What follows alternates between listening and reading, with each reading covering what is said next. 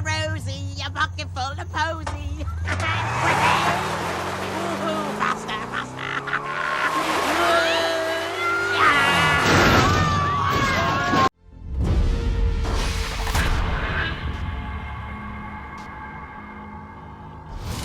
Hello and welcome to YCFT, top of the morning to you. I am so sorry to any Irish viewers. You're probably sick of people talking about this film. Top of the morning to you. I'm sorry for that. We are talking about Leprechaun, totally the film that put Jennifer Aniston on the map. There was no big TV series that, was more important to her career. No, it was totally this feature film Pretty sure it was Leprechaun. debut, released in 1993, although it was actually filmed in 91, wasn't it? Yeah, and you can tell. Yeah. Written and directed by Mark Jones. And look, this is not a good movie. No, it's not. I think you knew you were doomed when I came back with this box set like a few months ago, and it was coming. And let's be fair, one of our early shorts, the first one to get any traction, was a Leprechaun one. Yeah, that's true. So it was coming.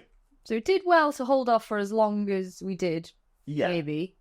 The other DVDs in this box set scare me. It's not even all of them. It's about Jennifer Aniston plays a character called Tori, who moves in with her dad for the summer, and he's just bought this new place, that's really run down. Got this family of painters who are decorating. They're kind of like the Three Stooges, but not really. One of them is. Yeah. And they accidentally knock a four-leaf clover off a crate, releasing a leprechaun. He wants his pot of gold. He's been trapped there for probably decades. 10 years. 10 years? 8 decades. I'm back. He's been trapped there for a decade, and he wants his gold. He wants his gold. That's about as deep as this film gets. I do want to praise one thing. Okay. Two things. The makeup. He looks good. He looks really awesome. Good. Yeah. Praise where praise is due. And Warwick Davis. Yeah. Interesting. So, obviously, at this time, he was most known for Willow and Star Wars. Was he was in Return of the Jedi. Mm-hmm. Obviously, everyone knows Warwick Davis. He's been around for a very long time. Obviously, after that, would go on to be in Harry Potter. Yeah. But at this time, he was actually considering leaving the film industry, quitting acting. Yeah. Because he hadn't worked for 8 months, I think. I saw some trivia. I don't know how true this is. I didn't even check the credits. Apparently, George Lucas gets a special thanks. He did. I saw. Yeah, he does. I think it's because he was contracted under George Lucas. Yeah. George Lucas gave him permission to be in it. And for a while, I think he was a bit ashamed that he did this film because it didn't do well until Jennifer Aniston blew up, and then Video Rentals did really well. He's going to say it was a shame because he really enjoyed working on it. Yeah. But it almost felt like a mark. But then he literally played this character until 2000. He played this character for 10 years. It's too much. And I think it's the third one he says is his favourite. So kind of like it, for him, it saved his career. It saved his love for the industry and his career. Not knocking it. You know. He's great. Oh yeah, he is he's fun, definitely. He's definitely the most entertaining aspect of the movie. There's a lot to say. Yeah, for this film. The movie's at its best when he is in it. Yeah. So the Leprechaun franchise. There's a few of these. There's 8 of these movies. Yeah. So we got obviously Leprechaun, Leprechaun 2, Leprechaun 3, Leprechaun 4 in Space, Leprechaun in the Hood, Leprechaun Back to the Hood. That was the last one that Warwick Davis did. They tried to get because of the success of Freddy vs. Jason, they really wanted to do a crossover film with Leprechaun and Candyman.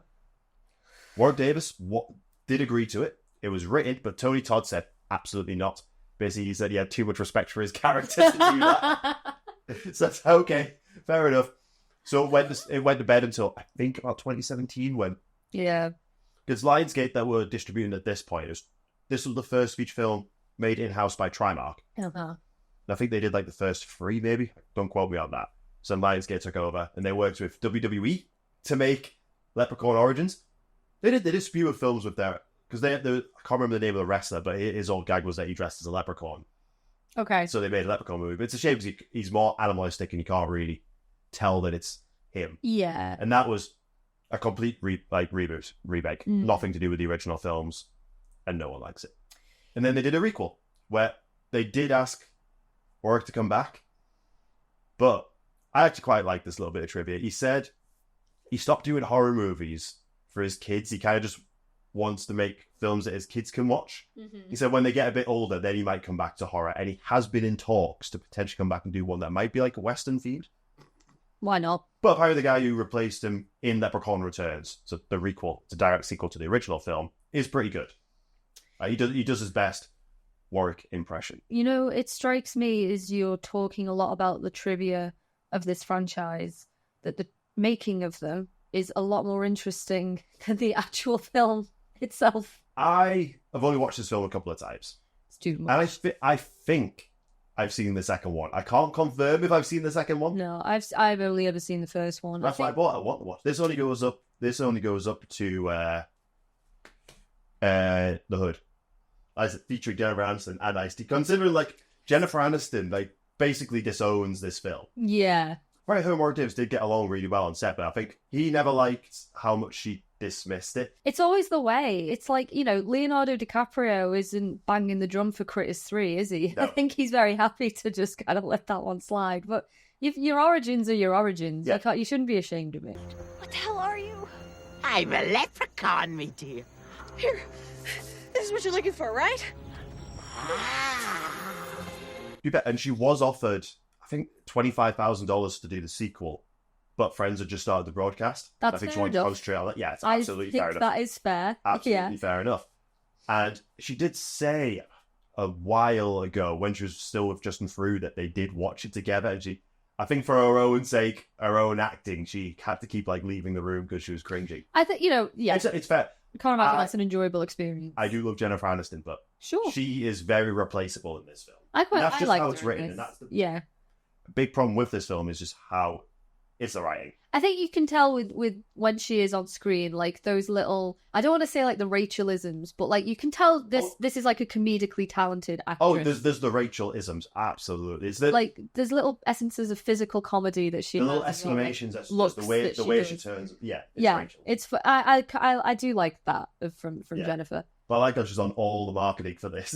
Oh, of course, yeah, Of course, like, yeah. Because did you hear Jennifer Aniston's in this Well, movie? if she didn't do Friends, this film probably would have gotten sequels. It's because of the video sales that this did really well. Yeah. Only the first two films were in theaters, but they are still. Lionsgate is actively trying to make another one, which is still baffling. Yeah. Okay. Well, we'll look forward to that. I guess. So, as you can point out, you were not a fan rewatching. I've never been a fan of it. I can't say I'm not a fan of the franchise because I've never seen the franchise. I've only ever seen the first movie. I think I probably would have watched it, like, I don't know, a few years ago, I guess, when it was probably just on the horror channel one day. I think I watched it when it was on Netflix once. I would have watched it and just like carried on watching it because, you know, the Leprechaun franchise is well known. So I wanted to give it a go. I didn't like it then, and I just can't warm to this movie, and I can't put my finger on why, because it's made in the early 90s. It should have all the hallmarks of, you know, like a so bad it's good. Or, you know, like there's a charm to it because it is an early 90s movie. Like there should be those things that I can, you know, latch onto, and I just can't. So this came out. I don't know what it is. The same year as Pet Sematary 2, which we actually quite liked. If I scheduled these properly, yeah, that video should have already came out. We actually really like that one. Yeah, we do. I have a strange relationship to it because I not necessarily enjoy watching it, but I'm almost entertained. It's like it's not quite in the so bad it's good. It's just kind of like, it's too long for starters. It's too long. Yeah. And I think a big problem is, so the production went in wanting to make a straight up horror film, like Friday the 13th. Trimark wanted to make something more along the lines of Critters and Gremlins. You got two, and then apparently Warwick Davis just naturally added a lot of comedy to the role. Yeah. So the film was constantly trying to like evolving, and then eventually reshoots had to be done to add more gore into it. So at some point, Trimark must have realised that they wanted more gore. Yeah. And you can tell whenever something's been inserted. I think the film just feels very incohesive. When Warwick is in the shot, the film's just infinitely more entertaining, even if it's something ludicrous. That's just because he's giving it his all. He's trying. Uh-huh. But it's whenever he's on like the trike, it's absolutely sped up footage. When he's like got to push along the wheelchair, having to speed it along. I think that's because like the gloves he was wearing, he just couldn't gain any traction. You know, one thing I actually really like, he almost looks a bit like, I think bow-legged, is it? And it's because of Yeah, the it's shoes he's 'cause of the wearing. shoes. And Warwick insisted on the shoes, and they've been Yeah. in the film all of Well- those since, apart from Origins. I think he said that the shoes were actually more helpful for getting into character than the makeup or the wig or anything. It helped the walk and everything. Yeah, it helped like his whole like physicality with it. I think when you narrow this film down to its most basic of plots, it is essentially just about this leprechaun trying to get his gold. Yeah. That is it. That is the film. He is trying to get his gold.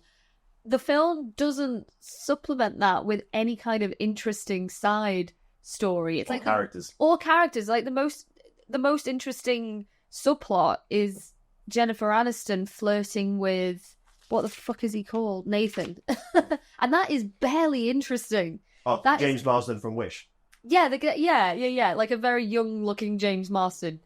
That's the most interesting as it gets. And then we've got these weird other side characters, Ozzy and Alex, who you mentioned, they're like the painting duo.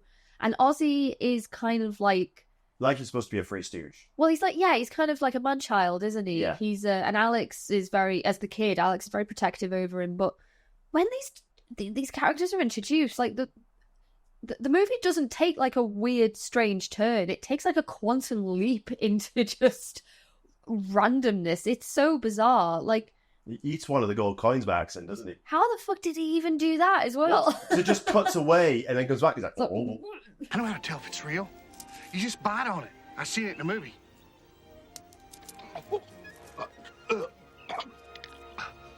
Oh my God.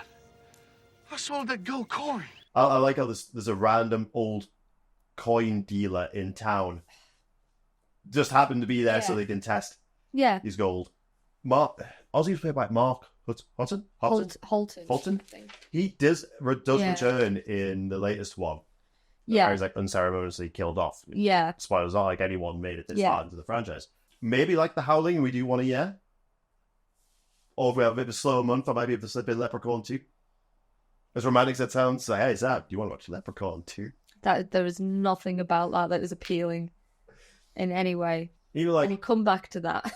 because none of the main characters die. No. All the deaths are characters that have absolutely nothing on the plot. So like the coin dealer, that's what I hit the Yeah. short on. I said it was like, oh, it's the worst way to die. I remember most of the comments were like, that's actually quite a creative way to die. And I'm like, I'm not saying it's not creative. Think of the character. You have to Yeah. have on your death certificate that you were crushed to death by a pogo stick. Yeah, it's not cool. I don't You get know? that. Or I actually do kind of like that scene. Oh, yeah, I find the funny scene it's is in cool. slow motion because the And the stunt effects level, are cool. because of the shoes, couldn't jump on the pogo stick more than twice. Yeah. Then you got like a couple of police officers, and they feel so added on. Yeah, it's like they're cannon fodder, Yeah, aren't they? Our cast are completely safe. It's like they get like a few scrapes and scratches and bruises, but it's like they are safe. yeah. Nothing bad really happens to them. I like how they still insist on shooting him, even though it clearly does not work. The thing as well is that I know it goes back to this whole thing of like this troubled origins of one half of the production team wanted to make a horror movie, one half of the production team wanted to make a comedy. And the Leprechaun, when he is on screen, not taking anything away from Warwick's performance, but there is nothing menacing or nothing even remotely intimidating about this character. It's like the most he does is he hides behind shelves and he does like an almost like peekaboo style thing, like which cupboard is he hiding behind? He jumps out of a crate. He runs away and he hides in a barn when things get a bit too much for him. It's like, yeah, okay, with the exception of the pogo stick and when he does kill the police officer. But even then, it's like, it's not really an effective cat and mouse kind of thing, is it? It's just... It's in the likes of Critters and in Gremlins. Obviously, they are quite small in stature. They're smaller than Warwick Davis. Of course, But they're yeah. intimidating. They're quite threatening. It's Yeah. silly. But then, like, the real horror side that was influenced them, Nightmare on Elm Street, Friday the 13th, they have a physical presence. Yeah. And Warwick doesn't have that. And I think that's something... I think in the later ones, they start leaning in more to, like, the magic of the Leprechaun, which is a bit all over the place. And he does kind of get swatted out the way.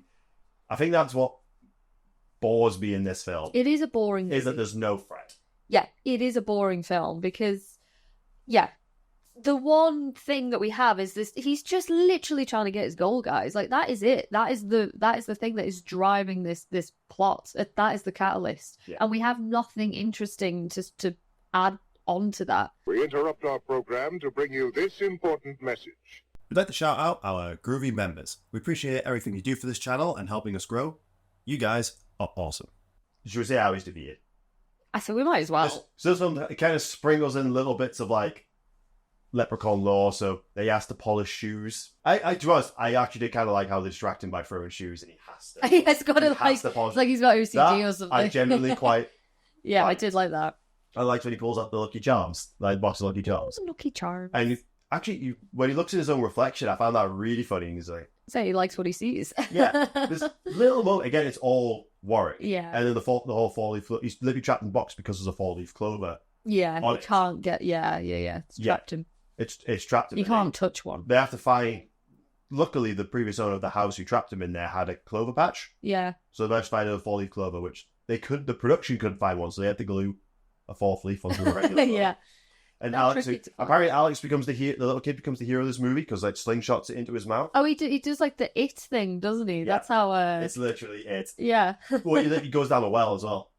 Fuck yeah, he does. Well as well. When he starts like falling apart, within like 1990. And bearing in mind this was filmed in 91. Yeah. Absolutely. But then they also stole because he then starts like disintegrate Gremlins. Absolutely. Yeah. They're just taking like little bits from other movies. To be fair, when he's like all saying that was really cool. Yeah. That I actually really quite like that. Yeah. So it's like I've got little moments throughout the film.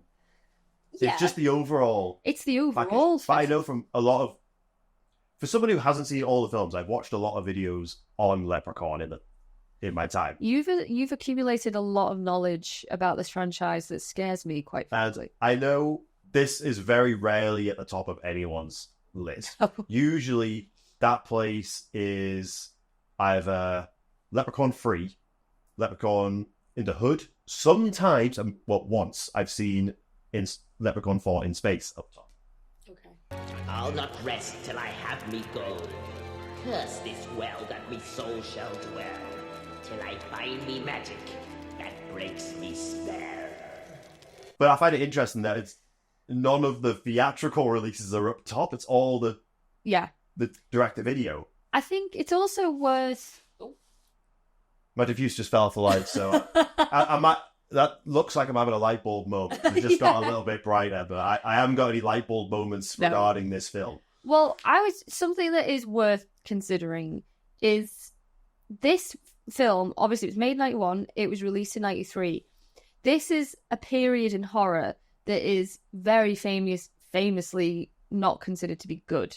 You know, this is pre-Scream, and everyone knows that from 1996 onwards, that's when horror kind of came back with a bang. But I guess from 89 or very late 80s to 95, 96, horror was in the doldrums. Yeah. We weren't getting decent content, and I think Leprechaun is the epitome of that. Yeah. This is an early 90s movie that just is kind of dead on arrival. I think it made about 8 million. It made money, but not insane money.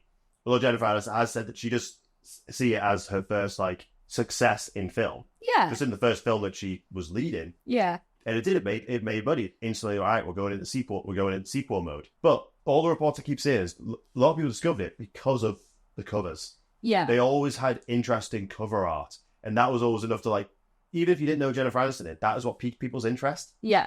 And that's probably what piqued my interest about it, because when I first watched it, I didn't know it was Warwick Davis. Well, also, I can count on one hand the amount of movies I know that are about a leprechaun. There was one that I used to watch when I was a kid, and I think it was called The Last Leprechaun. And I can't remember who played him, but all I remember is David Warner's in it, and it's also about a banshee. And it's this little leprechaun, some kids take his gold, but then he ends up befriending them to defeat this much bigger enemy that is a banshee, and that's my only other go-to reference. If anyone else has seen that, then I used to love that movie. You enjoy this movie so much that you start talking about a different leprechaun. I do, but I was also this other movie was a kid's film, but that I would argue had more freaky-ish moments in it than this one. And this is an 18. Is it an 18? No, it's 15. It's 15. I think overall the box set here is 8. Right. 18, but Accumulatively. it would have been rated R in America. I imagine. Yeah. Yeah, I would assume so. It's I for love the goal. the tagline: "A terror 2 feet tall, her look just red." I love the main tagline: "Evil comes in small packages." I like that. Can relate. As a short person yourself, this film is not good. I think we've established that. Yeah. But I think I'm more likely to rewatch it than you are, even though I know it's not good. And I do have a drive to continue watching them. Yeah. I like it. So I think Sci-Fi made Leprechaun Returns, and they do Leprechaun marathons on Paddy's Day. And it's like, why not? I love seasonal stuff. Yeah. Why not watch Leprechaun on Paddy's Day? Our Irish friends out there, or anyone, what are some more Irish horror movies that we can watch, or even just horror films made by Irish filmmakers? What we need something else other than this, guys. Please save us. Save me from another Leprechaun movie. Leprechaun Origins is the only one that actually is set in Ireland. Oh, but that's not considered a good one. No, it's awful. I wrote down something that made me laugh, and I totally forgot I wrote it. But I said Ozzy gives me Kevin from The Office vibes. I get it. You know what I mean? Yeah.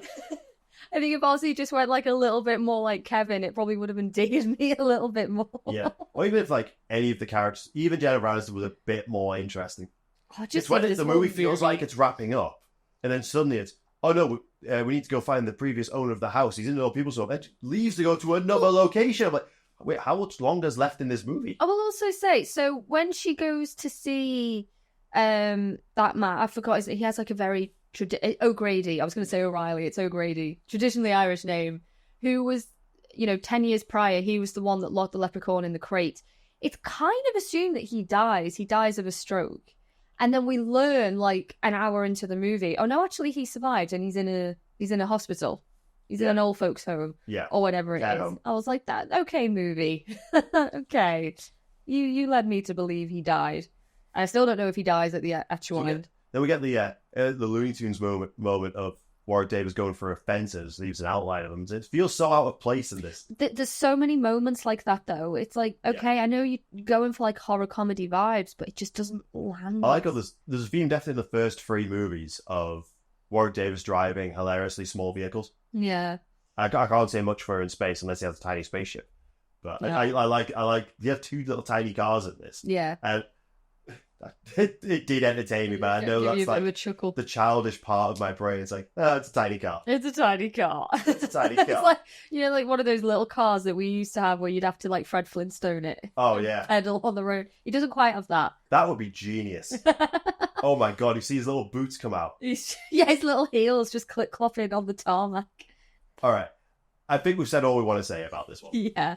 I don't do much. Yeah, this box set cost me it was a $5 for 5 of the films. Yeah. I have zero regrets there. If it pops up on Netflix again, give it. Honestly, it could be worth it just out of curiosity. And look, it's worth a watch from maybe not because it's a decent movie, not from that point of view, but it's worth a watch because of the time it was made, because of the people that are in it, because of its reputation. In the genre, it's always worth watching a film like this. We always talk about how many Friday the 13th there are, how many Nightmare on Elm Streets there are, Halloween's. Leprechaun has survived just as long. I will also say, just on that point, kind of going back to the context of how this film was made, very early 90s, we're in the tail end of the Nightmare movies, right? Freddy's Dead. I don't know if that I think that was early 90s. The tail end of well, not tail end, but some of the worst Friday the 13th movies, arguably, as well. These previously big franchises were they were dying. Yeah. And then out pops, Leprechaun. So, yeah, okay, maybe it was a failed endeavour, but it was something new. Maybe if they were just a bit more focused on, right, are we going for straight up horror or are we going for critters? Yeah, they should have made the distinction rather than try to combine. Yeah, you got to bear in mind at the time, PG-13 horror wasn't massive. No. Obviously Gremlins is PG-13. But today, with the Conjuring universe, it's very popular and it's very, very profitable. Yeah. I don't think it was in the 90s. No. But at the same time, it's I like that they're still actively trying to... It kind of baffles me, but yeah. Could you not maybe see Leprechaun going up against Chucky? That would like make sense. Irish, like leprechaun magic versus voodoo. Well, they're also like personality-wise, they're kind of similar. Like they're tricksters and they're cheeky and they're kind of bawdy and Yeah. debauched and And yeah. that's fair. Warwick's kids are starting to grow up. He might return to the role again because he's Yeah. never said he doesn't want to do it again. He just wants to wait till it's the right time in his life to start taking those roles. That makes so much more sense than Leprechaun versus Candyman. Who thought that would be a good idea? Like they are temperamentally, psychologically, politically, like they could not be more different if they tried as characters. Yeah, Chucky and Leprechaun makes so much more sense. Thanks a lot, guys. Happy St. Patrick's Day. We don't usually shit. I don't feel like we usually shit on films as much as we have this one. It's quite rare for us. Yeah. But we've got to be honest. It's not a good film. It's not. But you know, it's still It exists. it is a movie that exists. And Yeah. it's still Lionsgate is still actively trying to make these movies. Yeah. And that says something. Like there is an audience for these films. Otherwise, they wouldn't make them. If the general consensus is that the films get a little bit more entertaining, that has me more intrigued. It's one of the few franchises where when he goes to space isn't the lowest point in the franchise. That says a lot. Yeah. And from what I've seen of that movie, I am very excited to get to that one. And the first one is kind of middling, you said, in terms of Jeffels' rankings. Yeah, So, middling. okay, there's that then. 2 is often regarded as sometimes it's better, sometimes a lot of time I've seen it's worse than this one. So you've got to get through a couple before it gets good. Yeah. Get through the 2 theatrically released ones. Yeah, to the... And get to the... Like, Yeah. how many other horror franchises are at that peak when they were direct-to-video? Yeah. That's Also, true. Chucky went straight to DVD and did very well. Yeah. And straight to video, that's usually a death sentence. It is a death sentence. Thanks a lot, guys. Have you seen Leprechaun? Which is your favourite in the franchise? Yep. Would you watch another one if it came out? And what are some more Irish horrors, please? Because there's got to be something more than Leprechaun. There definitely is. If we looked, we'd find some. But thanks a lot, guys. Bye. We'll see you next week.